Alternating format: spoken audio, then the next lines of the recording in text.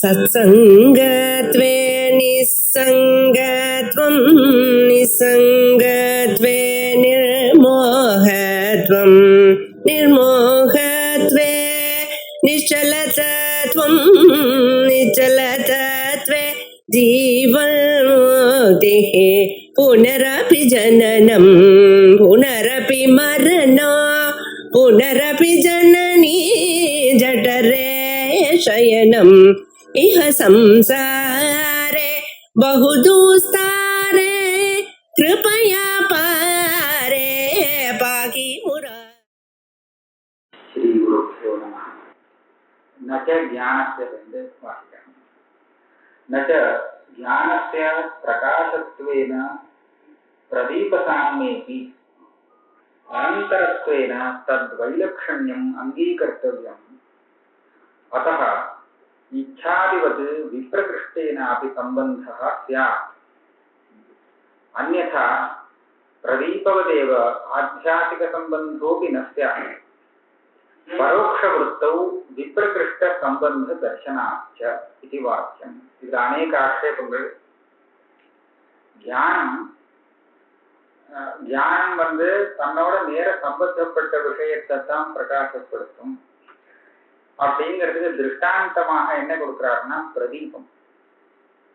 இந்த வழக்கு இருக்க வழக்கினுடைய பிரகாசம், இந்த பிரகாசம் எதுல போய் அடிக்கிறதோ அதைத்தான் பிரகாசப்படுத்தும். பரம்பரா சம்பந்தம் இது வழக்கினுடைய பிரகாசம் ஒரு பதார்த்தத்துல படுறது, அந்த பதார்த்தத்துல ஒட்டிண்டு இன்னொன்னு இருக்குன்னு சொன்னா அது பிரகாசத்தினால தெரியாது. அந்த பதார்த்தத்துல நேரடியாக அந்த பிரதீபத்தினுடைய பிரகாசம் சம்பந்தப்பட்டாதான் அது நம்ம கண்ணுக்கு தெரியுமே தவிர பிரதீபத்தோடு சம்பந்தப்பட்ட ஒரு பதார்த்தத்தோடு அது ஒட்டின்னு இருக்கு சம்பந்தப்பட்டிருக்குங்கிறதுக்காக அந்த விஷயம் நமக்கு தெரியாது. இதுல இருந்து என்ன கிடைக்கிறதுனா தீப பிரகாசம் நேரடியான சம்பந்தம் உள்ள பதார்த்தத்தை தான் பிரகாசப்படுத்த முடியும். இதை திருஷ்டாந்தமாக கொடுத்து ஞான பிரகாசம் இருக்கு, இதையும் பிரகாசம் சொல்றா இல்லையா, இது கூட நேரடியாக சம்பந்தப்பட்டு விஷயத்தை பிரகாசப்படுத்தும். இது சித்தாந்தி சொன்னார். இப்படி சொல்லிட்டோம்னா என்ன ஆகுதுன்னு கேட்டா, அந்த எங்கேயோ இருக்கு விஷயம், ஞானம் வேற இடத்துல உண்டாகிறது. இப்படி இருக்கும்போது இந்த ஞானம் அந்த விஷயத்தை எப்படி பிரகாசப்படுத்த முடியும் அப்படின்னு பார்க்கும்போது இந்த மேற்கொண்டு ஒரு பிரக்கிரிய பிரதிகர்ம வியவஸ்தைன்னு சொல்லுவார். அதாவது வேதாந்த மதத்துல தியானத்தினால விஷயம் எப்படி சம்பந்தப்பட்டு பிரகாசிக்கிறது அப்படிங்கிறத சொல்ல போறார். அந்த பிரக்கிரியாப்படி அந்த பிரக்கிரியை எல்லாரும் ஒத்துக்க மாட்டாங்க, இவரெல்லாம் ஒத்துன்னு இருப்பான். அதனால என்ன சொல்றாருன்னா இந்த தியானம் நேரடியாகவே அந்த விஷயத்தோடு சம்பந்தப்பட்டு பிரகாசப்படுத்துறது. தியானம்னு சொல்றது ஆத்மஸ்வரூபம் சைத்தன்யம், விருத்தி இல்லை. விருத்தி ஒரு சில இடத்துலதான் சம்பந்தப்படும். இப்படி சொன்னா நியாயாமிர்தக்காரர் சொல்றார், இந்த விஷயத்தை சாதிக்கிறதுக்கு நீ பிரதீப திருஷ்டாந்தத்தை கொடுக்கிற, ஆனா பிரதீபத்துக்கும் தியானத்துக்கும் வித்தியாசம் உண்டு, வைலட்சண்யம் இருக்கு. பிரதீபங்கிறது பாக்கியமான பிரகாசம், தியானம்ங்கிறது ஆந்தர பிரகாசம். பாக்கிய பிரகாசத்துக்கும் ஆந்தர பிரகாசத்துக்கும் வித்தியாசம் இருக்கலாம். விஷயத்தை பிரகாசிக்கிற விஷயத்துல எப்படி இச்சையானது ஆந்தரமா இருந்தால் இது வெளியில இருக்கக்கூடிய விஷயத்தோடு சம்பந்தப்படாமலே அந்த விஷயத்தை பிரகாசப்படுத்தலாம். அது எப்படி சொல்றேன்னு கேட்டா, கிடைக்காத விஷயத்துல கிடைக்கணுங்கிற ஆசை ஏற்படுறது. அந்த ஆசை எப்படி விஷயத்தோடு சம்பந்தப்படுறது? ஆசை ஆந்தரம். ஆசைங்கிறது சரீரத்துக்குள்ள மனசுல வரக்கூடிய விஷயம், வெளியில வரக்கூடிய விஷயம் இல்லை. ஆனால் ஆந்தரமான அந்த ஆசை இச்சாதி விஷயம், இச்சாதிகள் இருக்கே, அதனுடைய விஷயம் எங்கேயோ தூரக்க இருந்தாலும் அந்த இச்சையோடு சம்பந்தப்பட்டு இருக்கு இல்லையா? நீ பிரதீப திருஷ்டாந்தத்தை கொடுத்தா நான் இச்சாதி திருஷ்டாந்தத்தை கொடுக்குறேன். இச்சாதிகள்லாம் எப்படி நம்மளுடைய மனசுக்குள்ள இருந்துட்டு கூட வெளியில ரொம்ப தூரத்துல இருக்கக்கூடிய விஷயத்தை தொடர்றதோ அதே மாதிரி தியானம் கூட மனசுக்குள்ள ஆந்தரமாக இருந்துட்டு எங்கேயோ இருக்கக்கூடிய விஷயங்கள்ல சம்பந்தப்படலாம். இதுக்காக நீங்க விப்ரகிருஷ்டமா இருக்கு 2 நாள் நேரம் அத்தியாச சம்பந்தம் தான் செஞ்சியாகணும்னு சொல்லி அத்தியஸ்தமாக விஷயத்தை சொல்ல வேண்டிய அவசியம் இல்லை. இச்சா நியாயத்தை இங்க கொண்டு வரலாம். இச்சா நியாயம்னா இச்சா திருஷ்டாந்தம். நீங்க பிரதீப திருஷ்டாந்தத்தை கொண்டு வந்தா நான் இச்சா திருஷ்டாந்தத்தை கொண்டு வரேன். கொண்டு வந்தா என்ன ஆச்சுன்னு கேட்டா உங்க திருஷ்டாந்தம் சரியில்லைன்னு சொல்றேன். ஏன்னா நீங்க பாக்கியமான ஒரு ஆந்தரமான ஞானத்துக்கு பாக்கியமான பிரதீபத்தை திருஷ்டாந்தமாக கொடுக்கறது சரியில்லை. அந்த ஆந்தரமான ஞானத்துக்கு ஆந்தரமான இச்சையே திருஷ்டாந்தம் கொடுக்கறது சரி. இந்த மாதிரி சொல்லணும். ஞானத்திய பிரகாசத்வேன பிரதீப சாமியதி. பிரகாசம்னு சொல்லும் போது பிரதீபமும் பிரகாசம் ஞானமும் பிரகாசம் அந்த விதத்துல சரிதான். ஆனால் ஆந்தரத்வேன தத்வைலட்சண்யம் அங்கீகரித்தவியம். ஆந்தர பிரகாசமாக இருக்கிறதுனால பிரதீப பிரகாசத்தை காட்டிலும் வித்தியாசம் ஒத்துண்டாகணும் ஞானத்துக்கு. அந்த வித்தியாசம் என்ன? அதா இச்சாதிபது விப்ரகிருஷ்டேனாபி சம்பந்தா. பக்கத்துல இல்லாத தூரத்துல இருக்கிறதுக்கு விப்ரகிருஷ்டம்னு பேரு. விப்ரகிருஷ்டமான விஷயத்தோடு கூட ஆந்தரமான ஞானத்துக்கு சம்பந்தம் வரலாம். எப்படி இச்சைக்கு வருதோ அதே போல. சரி, அந்யதா. அந்யதான்னு சொன்னா ஞான பிரகாசத்துக்கும் பிரதீப பிரகாசத்துக்கும் வித்தியாசத்தை ஒத்துக்கலைங்கிற பட்சத்தில் என்ன தோஷம் வரும்னா பிரதீபவதேவ ஆத்தியாசிக சம்பந்தோபி நச்சா. பிரதீப பிரகாசத்துக்கும் பாக்கிய பதார்த்தத்துக்கும் சம்பந்தம் இருக்கு. அது சஞ்யோக சம்பந்தம். அங்க ஒன்றும் அத்தியாச சம்பந்தம் இல்லை. அதை திருஷ்டாந்தமாக காமிச்சா அதே மாதிரி ஞானத்துக்கும் அதனுடைய விஷயத்துக்கும் அத்தியாச சம்பந்தம் இல்லை அப்படின்னு தான் நான் சொல்லுவேன். கொஞ்சம் கூட வித்தியாசத்தை நீ ஒத்துக்கலைன்னா.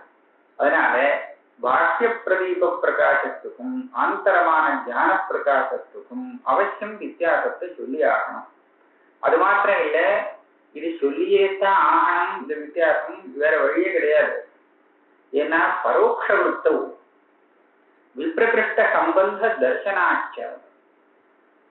மலையில இருக்கக்கூடிய அக்னிய தூமத்தை மாத்திரம் பார்த்து அனுமானம் பண்ணிக்க முடிகிறது. அனுமான பிரமாணம் அந்த விஷயத்தை தெரிவிக்கிறது. மலையில இது இருக்கு அப்படிங்கிறது பல விஷயம் தெரிவிக்கிறது இல்லையா? அப்ப அந்த வன்னிக்கும் இவனுக்கு ஏற்பட்ட அந்த பரோட்சமான ஞானத்துக்கும் அனுமதிங்கிற அந்த ஞானத்துக்கும் என்ன சம்பந்தம்? சம்பந்தமே இல்லைன்னு சொல்ல முடியாதே. ஏதாவது சம்பந்தம் சொல்லிதானே ஆகணும். ஆனா இப்ப விஷயம் எங்க இருக்கு? விஷயங்கிறது மலையில இருக்கு, பர்வதத்துக்குள்ள இருக்கு. ஞானம் இந்த ஆளுகிட்ட இருக்கு, அனுமானம் பண்றவங்க கிட்ட. இவன் எங்கேயோ இருக்கான், அது எங்கேயோ இருக்கு விஷயம். அப்ப விப்ரகிருஷ்டம். இது தள்ளி இருக்கு, அது தள்ளி தூரத்தை இருக்கு. தூரத்தை இருந்தாலும் அந்த விஷயத்துக்கும் ஞானத்துக்கும் சம்பந்தம் எல்லாருமே சொல்லித்தானே ஆகணும். அதனால நீ அத்தியாச சம்பந்தம் சொல்றதுக்கு ஒன்றும் காரணம் இல்லை. வேற அதை தவிர நல்ல சம்பந்தமாக சொல்லலாம். சித்தாந்தி திருப்பியும் அதே பழைய பாட்டை தான் பாடுற. தேசகால விப்ரகர்ஷ அபாவஸ்ய சம்பந்த சாமானிய பிரயோஜகத்துவே சம்பவதி ஆந்தர பிரதியோகிக சம்பந்த பின்ன சம்பந்தே ஏவ அஸ்ய பிரயோஜகத்துவம் இது கல்பனா பீஜாபாவா. சொன்னார், 2 பதார்த்தத்துக்கு சம்பந்தம் இருக்கணும் அப்படின்னு சொன்னா அந்த 2 பதார்த்தமும் ஒரே தேசத்தில் ஒரே காலத்தில் இருக்கணும் அப்படின்னு ஒரு நியமத்தை நாம பார்க்கிறோம். இதைத்தான் சொல்றது தேசகால விப்ரகர்ஷ அபாவா. யயோ பதார்த்தயோகோ தேசதா காலகச்ச விப்ரகர்ஷோ நபவதி தயோகோ சம்பந்தா அப்படின்னு ஒரு நியமம். இப்ப எந்த இடத்துல இப்படி இருக்காதோ, இந்த பதார்த்தம் ஒரு இடத்துல இருக்கு, அது ஒரு இடத்துல இருக்கு, இது ஒரு காலத்துல இருக்கு, அது ஒரு காலத்துல இருக்குன்னு வருதோ, அப்ப அந்த இடத்துல தேசகால விப்ரகர்ஷமே வருது. தேசகால விப்ரகர்ஷ அபாவம் இல்லை. ஒரு இடத்துல சேர மாட்டேங்கிறது. சேர்ந்தாதானே சம்பந்தம். ஒரு தேசத்துல ஒரு காலத்துல 2 சேர மாட்டேங்கிறதுன்னு சொன்னா அப்ப என்ன பண்றது? சம்பந்தம் இல்லைன்னு சொல்லலாம். ரெண்டும் ஒரு இடத்துல ஒரு தேசத்துல சேர்ந்தாதான் சம்பந்தம். சேர்றதுங்கிறதுக்கு தான் சம்பந்தமே பேரு, சம்பந்தம்னே பேரு. சேரலன்னு சொன்னா சம்பந்தம் இல்லைன்னு அர்த்தம், நிஜமான சம்பந்தம் இல்லை. இப்படி இருக்கும்போது ஞானமும் அதனுடைய விஷயமும் சேரல, சேராமலே சம்பந்தம் பட்டதாக தெரிகிறது இருக்கே, அதுக்குதான் பேரு அத்தியாச சம்பந்தம். ஆத்தியாசிக தாராட்சம் சொல்றாரு, அங்கெல்லாம் நிஜமா சேராததே தான் அது ரெண்டும். சுக்தியும் ரூபியமும் என்னைக்கு சேரும்? ஒரு நாளும் சேராது. அதாவது அந்த தாதார்த்தம் வரவே வராது, ஆனா தெரிகிறது. இதுதான் ஆத்தியாசிக தாதார்த்தம். ஆக சேராத ரெண்டு பதார்த்தங்கள் சேர்ந்ததாக தெரிகிறது இருக்கே, இதுதான் அத்தியாசம்னு சொல்றது அப்படின்னு நீ சொல்லிட்டு வர. இப்போ நீ இல்ல சித்தாந்தி சொல்ற, சித்தாந்தியோட வாக்கியம் தான். இப்படி சொல்ற இடத்துல நீங்க என்ன பண்றீங்கன்னா ஆந்தரம் பாக்கியம் அப்படின்னு பிரிச்சு பேசும்போது என்ன சொல்ல வேண்டியிருக்கும்? பாக்கியமான பதார்த்தங்கள் ரெண்டுக்கு ரெண்டு சேரணும்னு சொன்னா அந்த ரெண்டும் ஒரே தேச காலத்துல இருக்கணும் அப்படின்னு நியமம். ஆனா ஆந்தரமான பதார்த்தம் வேறொரு பதார்த்தத்தோடு சேரணமானால் அந்த ரெண்டும் ஒரு இடத்துல ஒரு காலத்துல இருக்கணுங்கிற அவசியம் இல்லை அப்படின்னு சொல்ல வேண்டியிருக்கும். அப்ப சேர்றதுன்னு சொல்றோமே சம்பந்தம், அந்த சம்பந்தத்தை ரெண்டு விதமாக பிரிச்சு ஒரு விதமான சம்பந்தத்துக்கு அந்த ரெண்டு சம்பந்தியும் ஒரு தேச காலத்துல சேரணுங்கிற அவசியம் உண்டு, இன்னொரு விதமான சம்பந்தத்துக்கு அப்படி கிடையாது அப்படின்னு நீங்க சொல்லணும். இன்னொரு விதமான சம்பந்தின்னு சொல்லும் போது ஹிமவானுக்கும் விந்தியத்துக்கும் பரஸ்பரம் சம்பந்தம் இல்லை. அப்ப அதெல்லாம் வாரணம் பண்றதுக்காக ஒரே நீங்க என்ன சொல்லணும்னா அதுக்கு வேற ஒரு விதமான காரணத்தை சொல்லணும். ஏன் இது ரெண்டும் சேர்றது? ஒரே தேசத்துல ஒரே காலத்துல இல்லாத பதார்த்தங்கள் பலது சேரல, பல பதார்த்தங்கள் சேர்றது. அப்படின்னா அது சேர்றதுங்கிறதுக்கு நீங்க ஒரு காரணம் சொல்லணும். காரணம் சொல்லாம விட்டா எல்லாமே சேர்ந்துவிடும் இல்லையா? அதனால ஏன் சேர்றது அப்படிங்கிறதுக்கு நீங்க ஒரு காரணம் சொல்ல வேண்டியது. ஒரே தேசத்துல ஒரே காலத்துல இருக்கிறது அது ஒண்ணு, சேர்க்கைக்கு அது ஒரு காரணம். இன்னொரு காரணம் ஆக சம்பந்தம், சேர்றதுன்னா சம்பந்தம்னு வச்சுக்கோங்க. சம்பந்தத்துக்கு நீங்க ரெண்டு காரணம் சொல்ல வேண்டியிருக்கும். சரியா? என்னுடைய பட்சத்துல சித்தாந்தியுடைய பட்சத்துல ஒரே ஒரு காரணம் போகும்.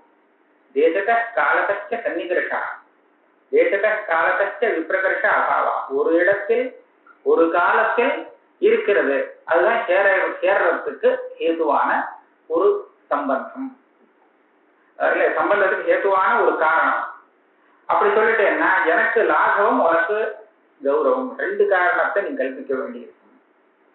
தேசகால விப்ரகர்ஷ அபாவத்திய சம்பந்த சாமானிய பிரயோஜகத்துவே சம்பவதி. என்னுடைய பட்சத்திலே சம்பந்த சாமானியம்னா எல்லா சம்பந்தத்துக்குமே தேசகால விப்ரகர்ஷ அபாவம் இதுதான் பிரயோஜகமாக இருக்கு. நீ சொல்லும் போது ஆந்தர பிரதியோகிக சம்பந்த பின்ன சம்பந்தே ஏவ தஸ்ய பிரயோஜகத்துவம் வாக்கியம். உனக்கு ஆந்தரமான தியானேச்சாரிகளை விட்டுட்டு மற்ற பதார்த்தங்கள் சேர்றதுக்கு தான் ஒரே தேச காலத்துல ரெண்டும் இருக்கணுங்கிறது அவசியம் அப்படின்னு சொல்ல வேண்டியிருக்கும் இல்லையா? அப்ப ஆந்தர பதார்த்தம் சேர்றதுக்கு தனியா வேற ஒரு காரணம் சொல்ல வேண்டியிருக்கும். அதனால உனக்கு கௌரவம் எனக்கு லாபம் இது கல்பனா பீஜாபவா. இதெல்லாம் அந்த தார்க்கிகாருடைய இது அது கல்பனைங்கிறதெல்லாம் அவளுக்குதான் சட்டுன்னு புரியும். ஒரு இந்த கல்பனையில லாபம், அந்த கல்பனையில கௌரவம் சொல்லிருக்கோம். இச்சாயாஸ்து ந இஷ்யமானேன சாட்சாத் சம்பந்தா கிந்து ஞானத்வாரகः பரம்பரா சம்பந்த ஏவ இத்யுக்தம். நீ ஒரு திருஷ்டாந்தம் காமிக்க, இச்சைங்கிறது நமக்குள்ள இருக்கு, இச்சைக்கு எது விஷயமோ அது எங்கேயோ இருக்கு, அது ரெண்டுக்கும் சம்பந்தம் இருக்கேன். அதை போல நமக்குள்ள இருக்கக்கூடிய ஞானத்துக்கும் வெளியில இருக்கக்கூடிய விஷயத்துக்கும் சம்பந்தம் ஏன் இருக்கப்படாதுன்னு கேட்டேன். இதே என்ன பார்த்து நீ கேட்கவே கூடாது. ஏன்னா ஞானத்துக்கும் அந்த விஷயத்துக்கும் உள்ள சம்பந்தத்தை வச்சுண்டு தத்வாரா தான் இச்சைக்கும் நான் விஷயத்துக்கும் சம்பந்தம் சொல்றேன். ஏன்னா அந்த தியானத்துக்கும் ஞானத்துக்கும் விஷயத்துக்கும் ஒரு சம்பந்தம் சித்தமாயிடுச்சுன்னா அப்பேற்பட்ட ஞானம் தான் இந்த இச்சையை உண்டு பண்றதுங்கிறதுனால இச்சைக்கும் அந்த விஷயத்துக்கும் சம்பந்தம் ஞான துவாரகமான சம்பந்தம் வந்துடும் இல்லையா? அதனால இதை ஒரு திருஷ்டாந்தமா காமிச்சு இதுக்கு எப்படி உண்டோ அது போல அதை சொல்லுன்னு சொல்றது. இந்த திருஷ்டாந்தமே முதல்ல எனக்கு சித்தமாக இல்லை. இச்சாயாஸ்து, இச்சானா ஆசை, இஷ்யமானம்னா ஆசைப்படக்கூடிய வஸ்து, அந்த வஸ்துவுக்கும் இந்த இச்சைக்கும் சாட்சாத் சம்பந்தா, நேரடியான சம்பந்தம் ஒன்றும் கிடையாது. கிந்து ஞானத்வாரகா பரம்பரா சம்பந்தா, சம்பந்தமே இல்லைன்னு சொல்லக்கூடாது. அந்த இச்சையை உண்டாக்கின ஞானத்துக்கு விஷயமாக இருக்கு, அதனாலதான் இச்சைக்கும் அதோட சம்பந்தம். அப்புறம் பரோட்ச ஸ்தலம் ஒண்ணு சொன்னா, அனுமானம் பண்ற இடத்துல அந்த மலைக்குள்ள இருக்கக்கூடிய அக்னிக்கும் இவங்கிட்ட வரக்கூடிய ஞானத்துக்கும் என்ன சம்பந்தம்? இது ஒரு இடத்துல இருக்கு, அது ஒரு இடத்துல இருக்கு. தேசத்த காலத்த விப்ரகர்ஷா வர்த்ததே, அதுக்கு என்ன சொல்றார்? பரோட்சஸ்தலேது யத்யபி அதிஷ்டான சைதன்யேன சாட்சாதேவ சம்பந்தः ததாபி விஷயாகார விருத்தியா சாட்சாத் சம்பந்த அபாவாத் விருத்தியவச்சின்ன சைதன்யேன விஷயத்திய பரம்பரா சம்பந்த ஏவா. இங்க என்ன சொல்றாருன்னா, நீங்க சைதன்யம் விருத்தின்னு ரெண்டு இருக்குங்கிறத புரிஞ்சுக்கணும். சைதன்யம் சொன்னா சைதன்யத்துக்கும் அந்த சைதன்யம் எல்லா இடத்துலயும் இருக்கு, வியாபகமாக இருக்கு, அது இல்லாத இடம் இல்லை. அப்ப மலையில இருக்கக்கூடிய அந்த அக்னி இருக்கு, அந்த அக்னிக்கும் சைதன்யத்துக்கும் என்ன சம்பந்தம்னா அத்தியாசம் தான் சம்பந்தம். அதுல எனக்கு பிரச்சனையே இல்லை. ஏன்னா எல்லா பதார்த்தமுமே எல்லா பதார்த்தத்துக்குமே அதிஷ்டானமாக இருக்கிறது ஒரே சைதன்யம் தானே. அப்ப அந்த சைதன்யத்தோடு அந்த அக்னிக்கு மாத்திர சம்பந்தம் இல்லைன்னு சொல்லுவது தப்பாயிடும் இல்லையா? அந்த என்ன சம்பந்தம்? அத்தியாச சம்பந்தம் தான். ஆனா விருத்தியோடு அந்த சைதன்ய அந்த அக்னிக்கு என்ன சம்பந்தம்னு சொன்னா நேரடியான சம்பந்தம் பரோட்சஸ்தலத்துல கிடையாது. பிரத்யக்ஷஸ்தலத்துல மாத்திரம் அந்த சைதன்யத்தோடு அத்தியாச சம்பந்தத்தோடு சேர்ந்து அதே இடத்துல இந்த விருத்தி சாட்சுஷமான விருத்தியும் போய் சேர்றதுனால நேர சம்பந்தம் ஏற்படுறது விஷயத்துக்கும் விருத்திக்கும் கூட. ஆனால் பரோட்சஸ்தலத்துல விருத்திக்கு பகிர்நிர்கமனம்ங்கிறது கிடையாது. இந்த விஷயத்த மேற்கொண்டு ஒரு நிரூபணம் பண்ணுவார். எப்படி விருத்தி வெளியில போறது வருதுன்னு சொன்னாலே நமக்கு சாதாரணமா புரியாது. வேற யார் மதத்திலையும் எந்த சாஸ்திரத்திலையும் நம்ம சரீரத்தை விட்டு ஞானம் வெளியில போய் விஷயத்துல போய் இடிக்கிறது இந்த மாதிரி கிடையாது இல்லையா? கிடையாது, விருத்தி கிடையாதுன்னு. ஆனா இங்கதான் ஒண்ணு அந்த மாதிரி ஆகுது. அப்ப அந்த விருத்திக்கும் விஷயத்துக்கும் சம்பந்தம் பிரத்யக்ஷஸ்தலத்துல நேரடியாக இருக்கு, பரோட்சஸ்தலத்துல பரம்பரையாக சொல்லணும், பரம்பரா சம்பந்தமா சொல்லணும், நேரடியான சம்பந்தம் கிடையாது. ததாபி பரோட்சஸ்தலேது யத்யபி அதிஷ்டான சைதன்யேன சாட்சாதேவ சம்பந்தः ததாபி விஷயாகார விருத்தியா, அந்த விருத்தியோடு கூட சாட்சாத் சம்பந்த அபாவாத் விருத்தியவச்சின்ன சைதன்யேன விஷயத்திய பரம்பரா சம்பந்தா ஏவ. விருத்திக்கும் விஷயத்துக்கும் நேரடியான சம்பந்தம் இல்லை. அப்போ விருத்தி அவச்சின்ன சைதன்யத்துக்கும் விஷயத்துக்கும் கூட நேரடியான சம்பந்தம் கிடையாது. நமக்கு இந்த ஸ்ரோத்ரேந்திரியம்னு சொல்றோமோ, காது சப்தத்தை கிரகிக்கிறோமே, எந்த இந்திரியத்தினால தெரிஞ்சுக்கிறோம்னு சொன்னா ஸ்ரோத்ரேந்திரியம்னு சொல்றாங்க. ஸ்ரோத்ரேந்திரியம்னா என்ன அப்படின்னு கேட்டா, தர்க்கசாஸ்திரப்படி அவ என்ன சொல்லுவான்னா ஆகாச ரூபம்னு வச்சுட்டு இருக்காரு. ஆகாசம்தான் ஸ்ரோத்ர இந்திரியம். ஆனா ஆகாசம்ங்கிறது இந்த வெளியில இருக்கிற மாதிரி இருக்கிற ஆகாசம் இல்லை. இந்த கர்ணசக்குல்ய அவச்சின்னம் நபஹா அப்படின்னு சொல்றாங்க. இந்த கர்ணசக்குலியா நமக்கு காதுன்னு ஒண்ணு தெரிகிறதோ இல்லையோ, இந்த ஓட்டைக்குள்ள இருக்கக்கூடிய நபத்து ஆகாசம். இப்ப ஓட்டைக்குள்ள இதுக்குள்ள இருக்கக்கூடிய ஆகாசமும் வெளியில இருக்கக்கூடிய ஆகாசமும் வேற கிடையாது. ஆனா ஓட்டைக்குள்ள ஆகாசம்னு சொன்னா நான் ஒரு உபாதி சொல்லி அதை அவச்சின்னமா பண்ணிட்டேன் இல்லையா? கர்ண சஷ்குல்ய அவச்சின்னம்னு சொல்லிட்டேன்னா காதுக்குள்ளதான் இருக்கு, வெளியில இல்லை. கடாவச்சின்ன ஆகாசம்னு சொன்னா அது வெளியில இருக்கா கடத்துக்குள்ள இருக்கான்னு கேட்டா கடத்துக்குள்ள இருக்குன்னு தான் சொல்லணும். இப்போ அப்படிதான் சொல்லியா? அப்படி சொல்லும்போது அந்த கடாவச்சின்ன ஆகாசத்துக்கும், சரியா, கடாவச்சின்ன வேண்டாம், கர்ணகட்குள்ள சின்னமான ஆகாசத்துக்கும் வெளியில உண்டாகக்கூடிய சப்தத்துக்கும் சம்பந்தம் உண்டா இல்லையா? நீங்க ஆகாசத்துக்கும் அந்த சப்தத்துக்கும் சம்பந்தம் உண்டா இல்லையான்னு சொன்னா அவசியம் உண்டு. ஏன்னா ஆகாசத்துலதான் சப்தமே உண்டாகணும், சரியா? ஆனால் கர்ணசக்குல்ய சின்னமான அந்த ஆகாசத்துக்கும் வெளியில உண்டாகக்கூடிய சப்தத்துக்கும் சம்பந்தம் இருக்கணும்னு நிர்பந்தம் இல்லை. அப்ப எப்படி கேட்கறது? வெளியில உண்டாகக்கூடிய சப்தம் எப்படி கேட்கறதுன்னு கேட்டா, தார்க்கிகாளுடைய மதத்துல வெளியில உண்டாகக்கூடிய சப்தத்தை நாம கேட்கறதே இல்லை. அந்த சப்தத்திலேருந்து இன்னொரு சப்தம், அந்த சப்தத்திலேருந்து இன்னொரு சப்தம்னு அலையா பல சப்தங்கள் வருது, சப்தங்கள் வருது. சப்தம் இன்னொரு சப்தத்தை உண்டாக்குறது. அங்க ஒரு பேரி ஒரு ஒரு பெரிய வாக்கியத்தை ஒரு தட்டு தட்டி சப்தத்தை எழுப்பினானே, ஆனால் அந்த சப்தத்தை நம்மளால கேட்க முடியாது. ஆகாசத்துலதான் அந்த சப்தம் உண்டாகிறது. அது உண்டான சப்தம் அடுத்த க்ஷணத்துல இன்னொரு சப்தத்தை பக்கத்துல உண்டாக்கும். அதுலேருந்து வந்த அந்த சப்தம் இன்னொரு சப்தத்தை உண்டு பண்ணும், பண்ணிட்டு தான் போயிடும். இன்னொரு சப்தத்தை உண்டு பண்ணியாச்சுன்னா அந்த சப்தம் ஜனகமான காரணமா இருந்த சப்தம் காணாம போயிடும். இப்படி உண்டு பண்ணி இது வீச்சி தரங்க நியாயம், கதம்ப முகுல நியாயம் எல்லாம் சொல்லுவா. நம்ம காதுக்குள்ள ஒரு சப்தம் உண்டாயிடும். கிரமசக வரும்போது காதுக்குள்ள விழுந்தது, அதுதான் விழுந்தது. அதுக்குள்ள உண்டான சப்தத்தை தான் கேட்க முடியும். அந்த அந்திமமான சப்தத்தை தான் ஸ்ரோத்ரேந்திரியம் கிரகிக்கும். அதுக்கு முன்னாடி உபாந்திய சப்த பரியந்தம் ஒரு சப்தத்தையும் நம்ம காதால கிரகிக்க முடியாது, சரியா?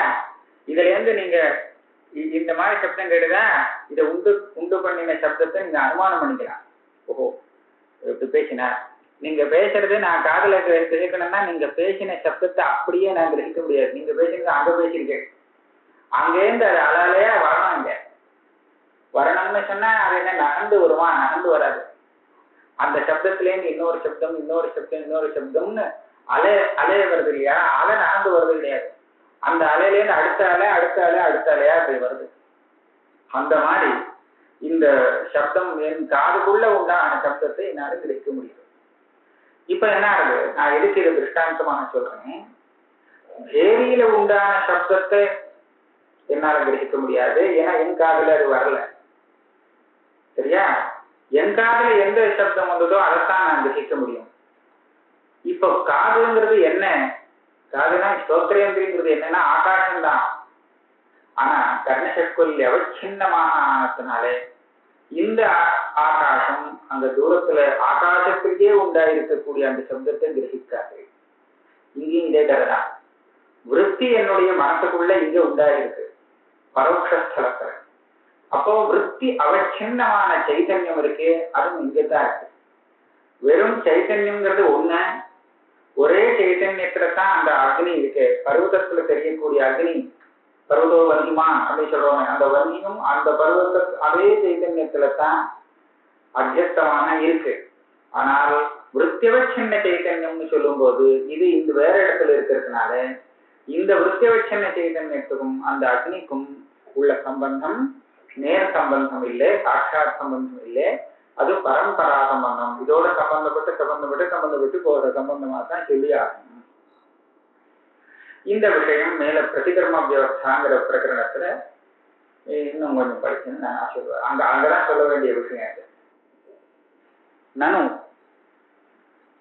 தவாபி மதே ஜேயஸ்ய ந ஸ்வஜ்ஞானே அத்தியஸ்தத்வ நியமः அனத்தியஸ்தஸ்ய துச்சஸ்ய பஞ்சம பிரகாரஸ்வபக்ஷே அவித்யாநிவృత్తேஹ பாவாத்வைதபக்ஷே அபாவஸ்ய ச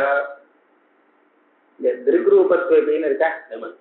ரெண்டு விதமான பாடம் இருக்கு. ரெண்டும் சரிதான். ஒரு யோஜனை மன்றத்துல வித்தியாசம். இதுல அதிர்க்ரூபத்வேபின்னு இருக்கு. திருக்ரூபத்வேபி ஸ்வஜ்ஞானே அனத்தியாசா. திருக்ரூபத்வேபின்னு சொல்லும் போது அந்த ஞானம் திருக்ரூபமாக இருந்தாலும் இந்த விஷயங்கள்லாம் அதுல அபியஸ்தமாக இல்லை. இது அங்க உள்ள பாட்டத்துக்கு அர்த்தம். அதிருக்ரூபத்துவேனா இந்த துச்சம், இந்த அவித்யா நிவர்த்தி, இந்த அபாவம் இதெல்லாம் திருக் ரூபமாக இல்லை, திருஷ்ய ரூபமாக இருக்கு. திருஷ்யமாக இருந்தால் கூட திருக்குல அது அபியஸ்தமாக இல்லை. ரெண்டும் சமானம் தான். திருஷ்யம் தானே திருக்குல அபியஸ்தம்னு சொன்னார். இதெல்லாம் திருஷ்யம் தானே. இது திருஷ்யமாக இருந்தால் கூட திருக்குல அபியஸ்தமாக இல்லை. அதனால திருஷ்யம் எல்லாமே திருக்குல அபியஸ்தம்னு சொல்ல முடியாது அப்படின்னு யோஜனை பண்ணலாம். கிட்டத்தட்ட ஒண்ணுதான். இவர் என்ன சொல்றாரு இப்போன்னு கேட்டா, திருஷ்யம் திருக்குல அபியஸ்தம் இதுதானே உங்களுடைய இது ஞானத்துல அதனுடைய விஷயம் அத்தியஸ்தமாக இருக்கு அப்படின்னு சொல்லிட்டு ஒரு நான் ஒரு 4 இடம் 3 இடம் காமிக்கிறேன். அப்படி சொல்ல முடியாதுங்கிறதுக்கு காரணம் காமிக்கிறேன். அனத்தியக்ஷஸ்ய துச்சஸ்ய. துச்சம்னா என்ன? துச்சம்னு சொன்னா இல்லவே இல்லை, எது இல்லவே இல்லாதது. முயல் கொம்பு. நீங்க முயலையும் கொம்பையும் சேர்த்து முயல் கொம்புன்னு அர்த்தத்தை புரிஞ்சுட்டேன்னா அது எந்த தப்பு கிடையாது.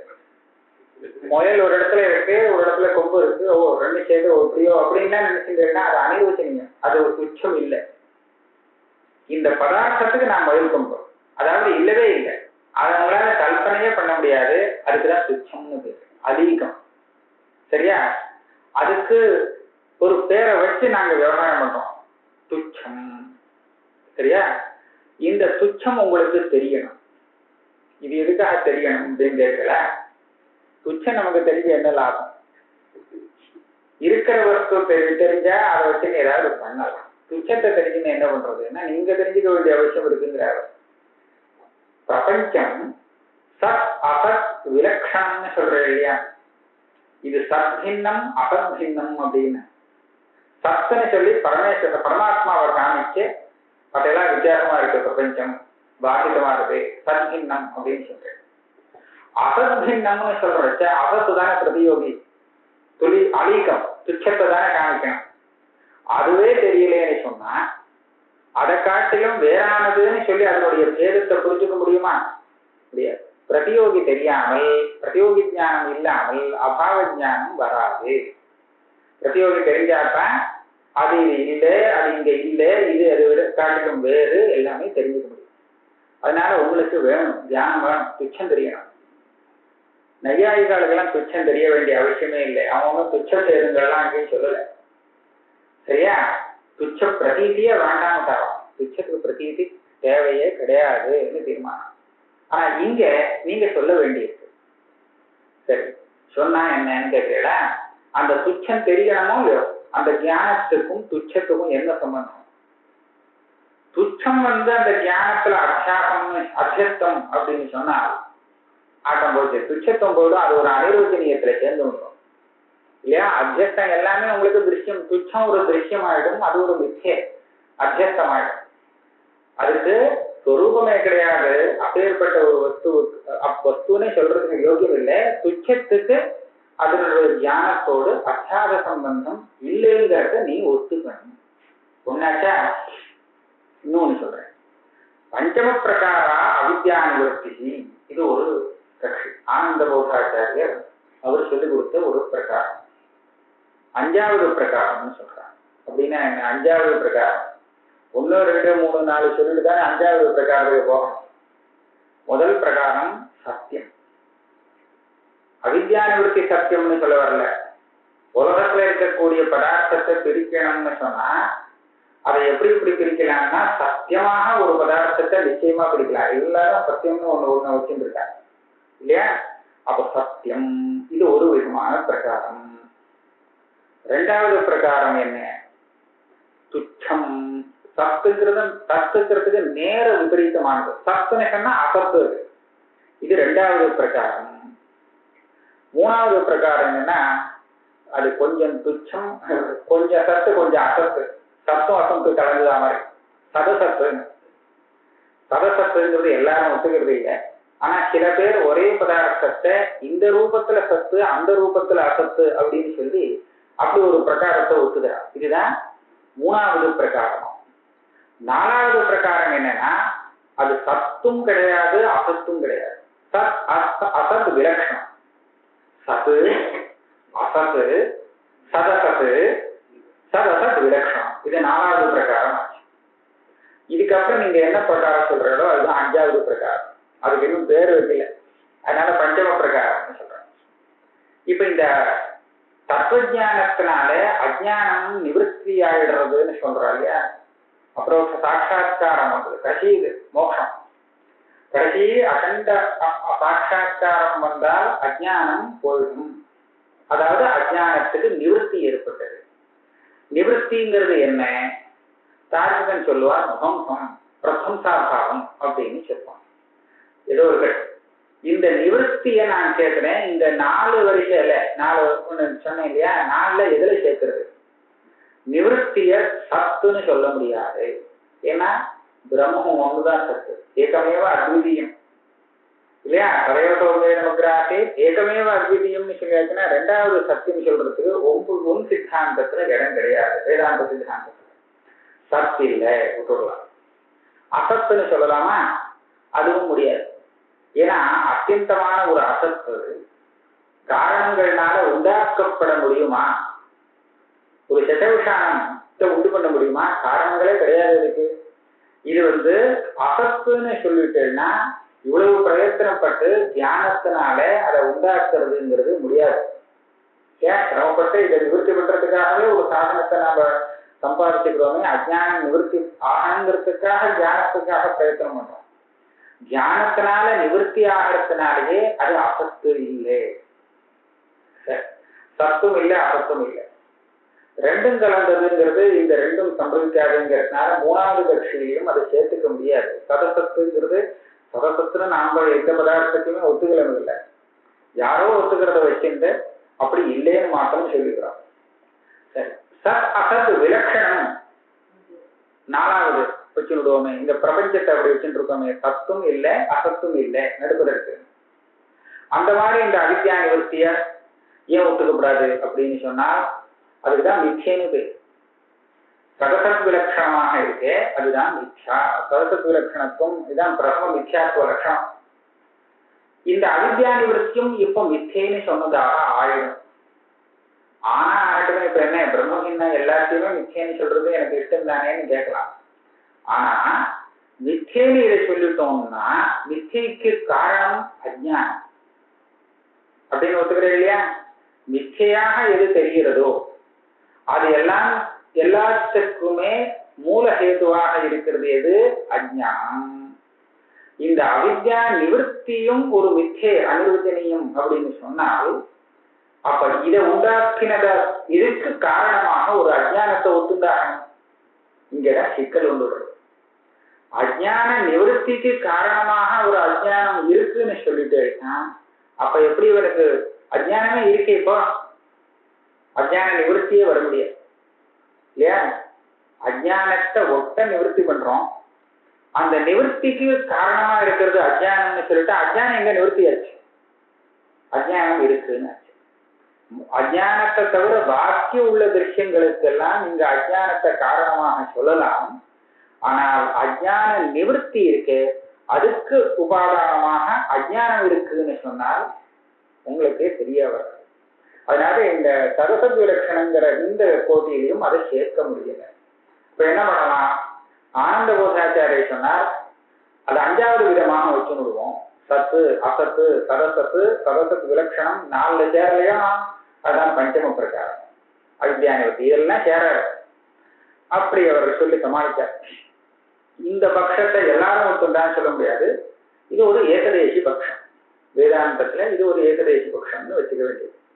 அந்த பட்சத்துல அவித்யா நிவர்த்தி நிச்சயமா தெரியணும் இல்லையா. அவித்யா நிவர்த்தி வந்திருக்குங்கிறது அவனுக்கு அனுபவத்துல தெரியணுமே. அப்படி தெரியும் போது இந்த அவித்யா நிவர்த்திக்கும் அந்த ஞானத்துக்கும் என்ன சம்பந்தம்? அத்தியாச சம்பந்தம் சொல்ல முடியாது. ஏன்னா அத்தியாச சம்பந்தம் சொல்லணும்னா அஜ்ஞானம் கூட இருந்தா, அஜ்ஞானம் இல்லாமல் அத்தியாசம் வராது. அத்தியாசத்துக்கு ஹேதுவானது அஜ்ஞானம் தான். அஜ்ஞான நிவர்த்திக்கும் அதனுடைய ஞானத்துக்கும் அத்தியாசம் சம்பந்தம்னு சொன்னீங்கன்னா நீங்க திருப்பியும் இந்த அஜ்ஞானத்திலே போய் விழுந்ததாக ஆயிடும்.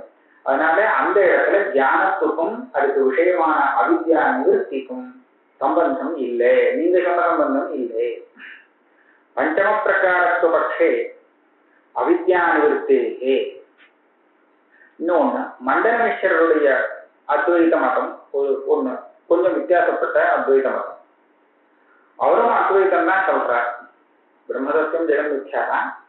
ஆனால் அவர் பாவாத்வைதம் ஒண்ணு சொல்றார். அவர் என்ன சொல்றார், இப்போ லோகத்துல எத்தனை பதார்த்தங்கள் இருக்கு, அனந்த பதார்த்தங்கள் இருக்கு இல்லையா?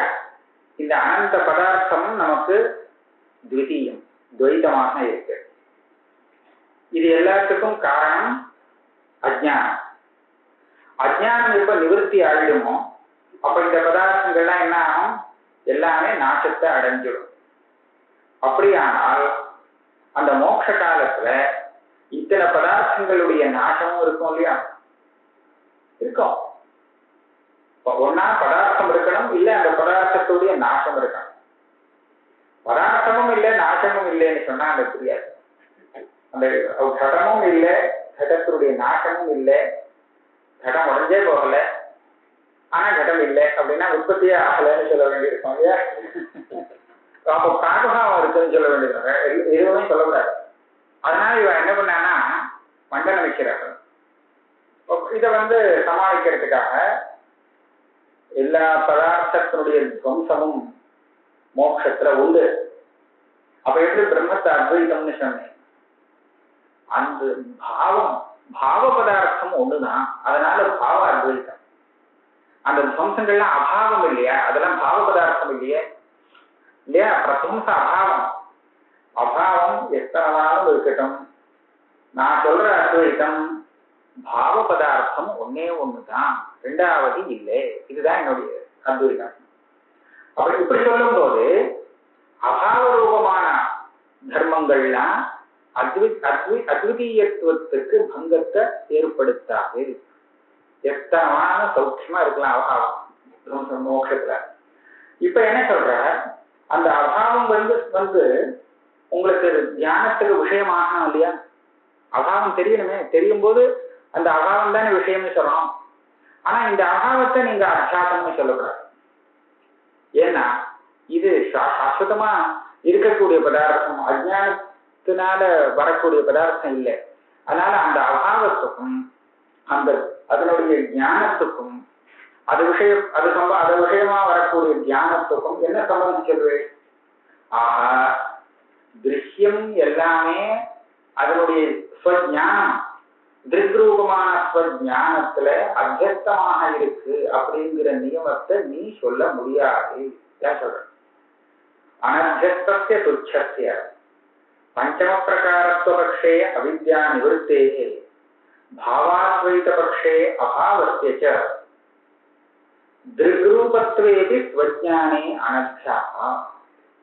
அதிருக்ரூபத்வேன்னு சொன்னா திருஷ்யத்வேபின்னு அர்த்தம். திருஷ்யத்வேபி ஸ்வஞானே அனத்யாஹ, எப்படி வேணாலும் வச்சுக்கலாம். இன்னொன்னு சொல்றேன், அபரோக்ஷைகரசே பிரம்மணி அத்தியஸ்தஸ்ய வியாவஹாரிகஸ்ய அதீதாதேஹே நித்யாதீந்திரியஸ்ய ச பரோக்ஷானுபவ ரூபே ஸ்வஞானே அனத்யாஹ. இன்னொரு இடமே சொல்றேன், வியாவகாரிக பிரபஞ்சம் எல்லாமே பிரம்மத்துல அத்தியஸ்தம். பிரம்மம் எப்படி? எஸ் சாட்சாத் அபரோக்ஷாத் பிரம்மா. அப்படின்னா அதுல எது அத்தியஸ்தமோ அது கூட நேரடியாக அபரோக்ஷமாக ஆகணும். இதுதான் நியாயம்.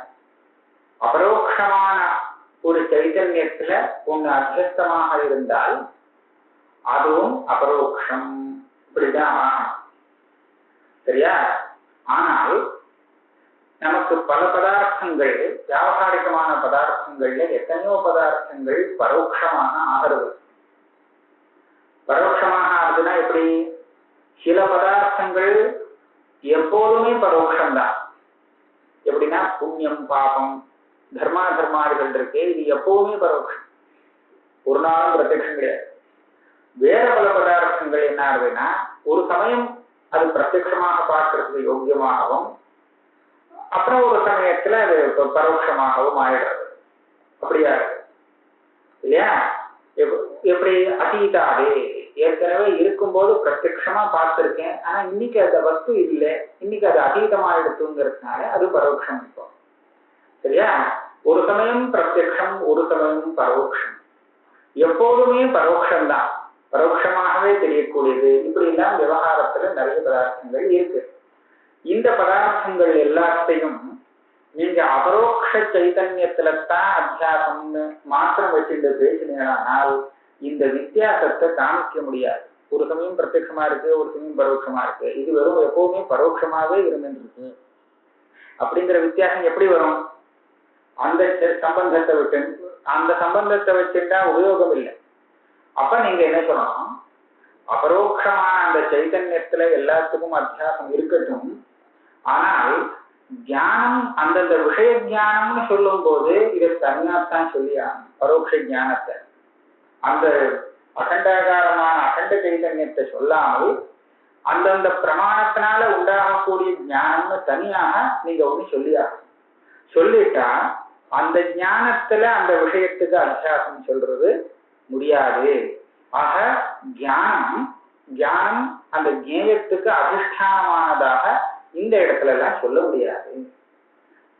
அபரோக்ஷைகரசே பிரம்மணி அத்தியஸ்தஸ்ய வியாவகாரிகஸ்ய அதீதாதேஹே நித்யாதீந்திரியஸ்ய ச பரோக்ஷானுபவ ரூபே ஸ்வஜ்ஞானே அனத்யாசா. இன்னொன்னு ஸ்மரியமானஸ்ய ச ஸ்மிருதி ரூபே ஸ்வஜ்ஞானே அனத்யாசா. ஏற்கனவே உள்ள விஷயம் இன்னைக்கு ஞாபகத்துக்கு வருது, அப்ப இது ஸ்மிருதி. இந்த ஸ்மரணம் எதை விஷயத்திருக்கிறது? ஏற்கனவே நடந்த விஷயத்தை இல்லையா? அப்ப ஞானம் இன்னைக்கு வருது, விஷயம் ஏற்கனவே இருந்திருக்கு. அந்த விஷயமானது இன்னைக்கு வரக்கூடிய இந்த ஞானத்துடைய அத்தியஸ்தம்னு சொல்றது தப்ப ஏன்? அதனால ஸ்மரியமானம், ஸ்மரிக்கப்படுகின்ற விஷயம் அந்த ஸ்மரணம்னு சொல்லக்கூடிய அதனுடைய ஞானத்துல அத்தியஸ்தமாக இல்லை, அனத்யாசா. இன்னொரு சொல்றார், பிராதிபாசிகஸ்ய பிராதிபாசிகே ஸ்வஜ்ஞானே அனத்யாசா. இந்த க்யாதிவாதம் வரும்போது இந்த அத்வைதிகளுக்கு தனியான ஒரு க்யாதி, அனிர்வச்சனீய க்யாதின்னு சொல்றாங்க. மற்றவரெல்லாம் ஒண்ணு ஒரு தினசா வச்சுருக்காரு. ஆத்மக்யாதி, அசத்யாதி, அக்யாதி, அந்நியதா க்யாதி. அனிர்வச்சன க்யாதின்னு சொல்றது அத்வைதியுடைய வாதம், வேதாந்தவாதம். அது அதாவது ஒரு சுக்தி இருக்கும்போது இவனுக்கு மாத்திரம் எப்படி அது ரஜிதமாக தெரிகிறது? இவனுக்கு மாத்திரம், மற்றவாழ்லாம் தெரியல. இந்த சாந்தனுக்கு மாத்திரம் அது ஏன் எப்படி ரஜிதமா தெரிய ஆரம்பிச்சது? தெரியறதுக்கு அந்த ரஜிதம் இல்லையே, இல்ல இருந்தா சரி, இல்லாமலே எப்படி தெரியுறதுன்னு கேட்டா இவ ஒரு பிரக்கிரியை வச்சிருக்கா. என்ன, கண்ணால தெரிய முடியாது, இருக்கிற பதார்த்தத்தை தான் கண்ணு தெரிய வைக்க முடியும். சத்ரு சஞ்சோகங்கள்லாம் அங்க இருந்தா தான் அங்க வர முடியும். அதுக்காக அவன் என்ன பண்றான்னா, முதல்ல அங்க இருக்கிற வஸ்துவை தான் கண் தெரிவிக்குது. ஆனால் ஒரு ஆவரணம், ஏதோ ஒரு தோஷம், அது என்ன பதார்த்தம்னு தெரிவிக்க விட்டுடுது. இது சுக்தின்னு தெரியும்படியாக தெரியறதுக்கு பிரதிபந்தகமான ஒரு தோஷம் இருந்தது. அதனால ஏதோ ஒன்று இருக்குன்னு தெரிஞ்சது, அது சுக்தின்னு தெரியல. ஆனா வெள்ளியாக இருக்கிறதுக்கு ஒரு சாதசியம் தெரிகிறது, ஏதோ கொஞ்சம் பலபலன்னு இருக்கு. இதெல்லாம் பார்க்கும்போது அடுத்தபடியா என்ன பண்ணுதுன்னா அதை வெள்ளியாக காமிச்சிருக்கு. இப்ப இந்த இடத்துல வெள்ளியாக காமிக்கிறதுனா எப்படி? இவனுடைய அந்த சுக்தி விஷயக்கமான அஜ்ஞானம் இருக்கு, அந்த அஜ்ஞானமே அங்க ஒரு ரஜதாகாரமாகவும் அந்த ரஜத ஞான ரூபமாகவும் இதுவே பரிணாமத்தை அடைகிறது. அந்த அஜ்ஞானம் அப்படி பரிணமிக்கிறதா. இவன் பார்க்கிற சமயத்துல கரெக்டா அந்த இடத்துல ஒரு ரஜதம் வந்துருக்கு, ஆவித்யக ரஜதம். அதே சமயத்துல இவனுடைய ஞானம் இருக்கே, அதுவும் ஒரு ஆவித்யகம். ரெண்டும் பிராதிபாசம். இந்த விஷயத்தை தான் பிராதிபாசிகம் சொல்றோம். இப்ப இந்த தெரியறதே ரஜதம், அதனுடைய ஞானங்கிறதும் அவித்யாவர்த்தி தானே, அதுவும் பிராதிபாசிகம், இதுவும் பிராதிபாசிகம். அப்போ எது அதிஷ்டானம், எது அத்தியஸ்தம்? இந்த ஞானத்துக்கும் அதனுடைய விஷயமான ரஜதத்துக்கும் மத்தியஸ்த அதிஷ்டான பாவ சம்பந்தத்தை சொல்ல முடியாது. ஆக எல்லா இடத்துலையுமே நீங்க வந்து ஞானத்துக்கும் ஞேயத்துக்கும் உள்ள சம்பந்தம் அத்தியாச சம்பந்தம்னு உங்க மதத்திலேயே சித்திக்காது. இத்தனை ஓட்டம் இருக்கு, இத்தனை இடத்துல அத்தியாசம் சொல்ல முடியாது. ஆக இருந்துட்டு இருக்கு. பிராதிபாசிகத்திற்கு பிராதிபாசிகே ஸ்வஜானே அனத்தியாசா துவன்மதே பிரமரூப ஜானத்தியாகி கல்பிதத்வாதிதே. பிரமாத்மகமான ஞானத்திலே அத்தியாசம் ஏன் சொல்லக்கூடாதுன்னு கேட்டா அதுவே முதல்ல கல்பிதமானது, அதுவும் பிராதிபாசிகம். இதுக்கே மைவம் வரிசா சோம்பல் இல்லாம ஒவ்வொன்றுக்கா பதில் சொல்லிட்டு வர வரிசா. துச்சஸ்ய அஜ்ஞேயத்வேன ஞானி அத்தியாசாபாவாத். நீங்க துச்ச திருஷ்டாந்தம் ஒண்ணு சொன்னீங்க. துச்சமான பதார்த்தம்னு சொல்லக்கூடாது. ஆனா ஏதோ வாயில் வருது அப்படி இல்ல, வேற என்ன சொல்றதுன்னு தெரியல. அதனால துச்சத்துக்கு அதனுடைய ஞானத்தோடு சம்பந்தம் அத்தியாச சம்பந்தம்னு நான் சொல்ல மாட்டேன். ஏன்? நான் சொன்னது திருக்குக்கும் திருஷ்யத்துக்கும் உள்ள சம்பந்தம். துச்சங்கிறது திருஷ்யமே கிடையாது. அதனால அதுக்கு நான் அத்தியாச சம்பந்தம் சொல்ல மாட்டேன். ஜேயம் இல்லை. அஜ்ஞேயத்துவேனு சொன்னா ஜேயமாக இல்லாததுனாலே, திருஷ்யம் இல்லாததுனாலே அர்த்தம். இதே அஜ்ஞேயத்துவேனங்கிற பதத்தை ஏற்கனவே பிரம்மத்துக்கு கூட உபயோகப்பட்டு பண்ணியிருக்கார். அஜ்ஞானம் அஜ்ஞேயம், அஜ்ஞானம் அஜ்ஞேயம்னா அஜ்ஞானம் அஜ்ஞானத்துக்கு விஷயம்னு அர்த்தம் பிரம்மம். இங்க துச்சங்கிறது அஜ்ஞேயம். அஜ்ஞேயம்னா இங்க நஜ்ஞேயம் அஜ்ஞேயம் அப்படின்னு பிரிக்கணும். அங்க அஜ்ஞான விஷயம் அஜ்ஞேயம் ஒரே மாதிரியா இருந்தாலும் அர்த்தபேதம் இருக்கு. துச்சங்கிறது ஞேயமே கிடையாது. அதனால அதுக்கு அதனுடைய ஞானம்னு ஒண்ணு கிடையாது. அப்ப அந்த ஞானத்தோடு அதுக்கு அத்தியாச சம்பந்தம் சொல்ல வேண்டிய அவசியமே இல்லை. சொல்றது இதுதான். ஞானத்துக்கும் ஞேயத்துக்கும் தானே அத்தியாச சம்பந்தம் சொல்ல வந்தேன். துச்ச விஷயத்துல ஞானமே வராது. ஞானமே வராட்டா நீங்க எப்படி அறகுசேதானே சொல்லுவேன்? பிரபஞ்சம் அசத்சின்னமா இருக்கு, பிரதியோகி தெரிய வேண்டாமா அப்படின்னு கேட்டால், துச்ச விஷயகமான ஞானத்துக்கு பதிலாக அந்த இடத்துல விகல்பம்னு சொல்லக்கூடிய ஒரு விருத்தியை ஒத்துக்கிறோம். அது வந்து பதஞ்சலி சொல்லி கொடுத்திருக்காரு. பிரமாண விபர்ய விகல்ப நித்ரா ஸ்மிருதயா அப்படின்னு 5 விருத்திகளை சொல்லி கொடுத்திருக்காரு. பிரமாணங்கிறது இந்த பிரத்யக்ஷாதி பிரமாணத்தினால உண்டாகக்கூடிய விருத்திக்கு பிரமாவிருத்தி, பிரமாவிருத்திய பிரமாணவிருத்தின்னு சொல்றாங்க. சரியா? விபர்யங்கிறது பிராந்தி ரூபமான விருத்தி, அது அவித்யா விருத்தி, இதுவும் ஒரு விருத்தி. அதுக்கப்புறம் விகல்பம்னு சொன்னார். விகல்பம்னு சொன்னா இது வந்து பிரமமும் இல்லை, அதே சமயத்துல பிரமாவும் இல்லை. இதுதான் விகல்பாட்ச விருத்தி. அதுக்கு சூத்திரம் என்ன சொல்லிருக்காருன்னா, சப்த ஞானானுபாதி வஸ்து சூன்யோ விகல்பா. ஒரு இதை சொல்லலாம். சசவிஷானம் அசத்து. இப்படி சொன்னா புரியுறதோ இல்லையோ? சசவிஷானம் துச்சம் அப்படின்னு சொன்னேன். இந்த சப்தத்தை கேட்ட உடனே நமக்கு புரியுறது இது வந்து பிரமா இல்லை, அந்த ஞானம் பிரமா கிடையாது, அதே சமயத்துல பிராந்தியும் இல்லை, இது ஒரு விருத்தி, இது விகல்பாட்ச விருத்தி. இந்த விருத்திக்கு விகல்பம்னு பேரு. இதுக்கு என்ன லட்சணம்னு கேட்டா, இதனுடைய விஷயம் எதுவுமே சொல்ல முடியாது. என்ன விஷயம்னு கேட்டா, எதை இந்த ஞானம் வந்ததுன்னு சொல்றே, இந்த விருத்தி எதை விஷயீகரிக்கிறதுனா எதையும் விஷயீகரிக்கல. வஸ்து சூன்யா, சத் வஸ்து சூன்யா, வஸ்து எதுவும் இருக்கிறதாக தெரிவிக்காத ஒரு விருத்தி. இதை சுலபமா தெரிவிக்கலாம். எப்படி தெரியுமா? இதை புரிஞ்சுக்கிறதுக்காக இதை சொல்லலாம். உங்களுடைய ஒவ்வொரு ஞானமும் எதையோ ஒன்ன இருக்கிறதாக காமிக்கும். சரியா? இல்லேன்னு காமிக்கக்கூடிய ஞானம் கூட இல்லேங்கிறது வாஸ்தவம் அப்படின்னு சத்தாக காமிக்கும். அதாவது கடாபாவா அஸ்தி, கடோ நாஸ்தி அப்படின்னு சொன்னாக்க தார்க்கிக என்ன சொல்லுவாங்கன்னா, அப்புறம் கடாபாவா அஸ்தி அப்படின்னு இருக்கு அர்த்தம். சரியா? எல்லா இடத்துலயும் ஒரு சத்த தெரியுது. ஆனால் இந்த சசவிஷானம் அசத்து இப்படி எல்லாம் நீங்க சொல்ற இடம் இருக்கு பார்த்தா, அங்க வந்து எதையுமே அஸ்தின்னு தான் தார்க்கிக கேட்டா இது ஒண்ணும் இல்லைன்னு சொல்லுவாங்க. நீங்க துச்ச விஷயகமான ஒரு ஞானத்தை எடுத்துட்டு நீங்க பேசும்போது அந்த வஸ்து சத்தாக தெரியறது இல்லை. அதனாலதான் வஸ்து சூன்யம், சத்தை தான் வஸ்துன்னே சொல்லலாம். இது வஸ்து சூன்யம்னு சொல்லியிருக்கேன். மற்ற எல்லாத்துக்கும் ஒரு வஸ்து உண்டு. நீங்க பிராந்தி இருக்கிற இடத்துல கூட வஸ்து உண்டு. எப்படி தெரியுமா?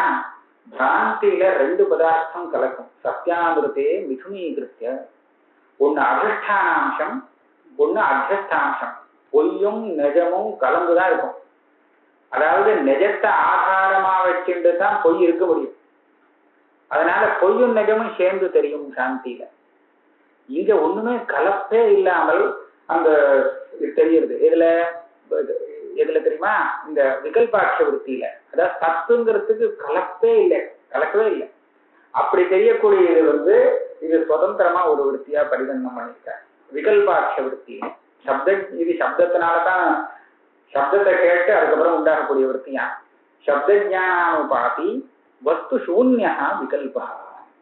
இந்த விகல்பத்தை தியானம்னு வேணும்னா சொல்லுங்கோ, ஆனா நிஜமான தியானத்துல இது சேராது, இது தியானம்னு பேசிக்கலாம் அப்படின்னு ஒருத்தர் அனுமதி கொடுக்கிறார். இல்லையே இது தியானம்னே சொல்றதுக்கு லாயக்கில்ல. ஆனா தியான காரியத்தை பிரதியோகி தியானம் வந்தா தான் அபாவ தியானம் வரும்னு சொல்றேன்.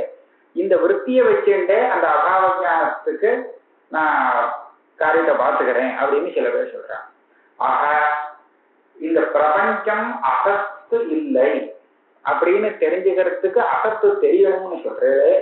அந்த தெரியணுங்கிற விற்பி பிரமாணத்தினால வந்த விற்பியோ பிராந்தியால வந்த விற்பியோ இல்லை. இந்த மாதிரி விகல்பாட்ச விற்பி அது. இதை வச்சுட்டு அசத்து சேதம் தெரியலாம். இது சித்தாந்தத்துல சொல்றாங்க. அதனால இந்த துச்சம் இருக்க என்னைக்குமே ஞானத்துக்கு விஷயமாகக்கூடிய ஒரு ஜேயம் இல்லை. அது அந்த ஸ்வஜானத்துல அத்தியஸ்தமாக இல்லை. அதனால நீ தியானத்துல ஜேயம் அத்தியஸ்தம்னு சொல்ல முடியாதுன்னு ஒரு திருஷ்டாந்தம் கொடுத்தியே. முதல்ல அந்த திருஷ்டாந்தம் தப்பு. அதை சொல்றதுக்காக துச்சஸ்ய அஜ்ஞேயத்வேன ஞானே அபியாசா. ஜேயஸ்ய ஹி ஞானே அபியாசா. ஜேயம் எது ஜேயமோ அதுதான் தியானத்துல அத்தியஸ்தம்னு நான் சொல்ல வந்தேன். துச்சஸ்யது ந ஜேயதேதி அக்ரே வக்ஷியதே. துச்சங்கிறது தியான விஷயம் ஆகாதுங்கிறதை இதுக்கு மேல நிரூபணம் பண்ண போறோம். பஞ்சம பிரகார அவித்யா நிவృత్తேரபி பிரதியோகியதிகரணே துவம்சஸ்யாபி தத்ர விருத்தேஹே அவசியம் பாவா அத்தியாச ஏவ சம்பந்தா. இந்த பஞ்சம பிரகாரம் ஆனந்த போதர் சொன்னார் அவித்யா நிவృத்தி அப்படின்னு. இந்த இடத்துல ஒரு சாதாரணமான ஒரு நியமம். துவம்சம் எங்க உண்டாகும்னு சொன்னா பிரதியோகியுடைய அதிகரணத்துல தான் அது உண்டாகும். தாரிகாட்ட கேட்டா இந்த துவம்சமும் பிராகபாவமும் பிரதியோகியுடைய சமவாயு காரணத்துலத்தான் இருக்கும் அப்படின்னு சொல்லி கொடுத்துருக்காங்க. கடஸ்த துவம்சா குத்திர பவத்தின்னு கேட்டா பூதலேன்னு சொல்லக்கூடாது, கபாலேன்னு சொல்லணும். அங்கதான் அது இருக்கும். பூதலத்துல கடம் இருக்கலாம், ஆனா கடத்வம்சம் இருக்காது. கடத்வம்சம் பூதலத்தினுடைய சமவாயு காரணம்னு சொல்லக்கூடிய கபாலத்துலதான் இருக்குமா. அதாவது அந்த பிரதியோகியை எது உண்டாக்கக்கூடிய காரணமோ அந்த காரணத்துலதான் அந்த பிரதியோகியுடைய பிராகபாவமும் இருக்கும், அதனுடைய துவம்சமும் இருக்கும்னு அவளுடைய இது. இங்க நீங்க பிரதியோகியுடைய அதிகரணம் இருக்குன்னு வச்சிருந்தால் அப்போ நான் என்ன சொல்லுவேன்னு சொன்னா அந்த துவம்சமும் அங்கதான் இருக்கு. அப்படி இருக்கும்போது நிச்சயமா அங்க அத்தியாசம் இருக்கு. ஏன்னா பிரதியோகியுடைய கடத்வம்சம் இதானே நீங்க எடுத்துக்கிறேன் துவம்சம்னு சொல்லி. கடத்வம்சம் கடம் தான் கோச்சிருப்போம், ஆனா கடத்தினுடைய கபாலம் இருக்கு. இந்த கபாலம் இருக்கும்போது துவம்சம் அந்த கபாலத்துல இருக்கு, சரிதானே?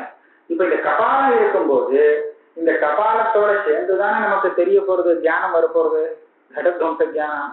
கபாலமே தெரியாம வெறும் கடத்வம்சம் தெரிய போறதோ? அந்த மாதிரி கிடையாது. ஆனா இந்த கபாலே கடத்வம்சா அப்படின்னு தான் நமக்கு தெரியுமா. அப்படி தெரியும் போது அந்த கபாலத்தோடு சேர்ந்து அந்த துவம்சத்துக்கும் தியானத்துல அத்தியாசங்கிற சம்பந்தம் இருக்கு.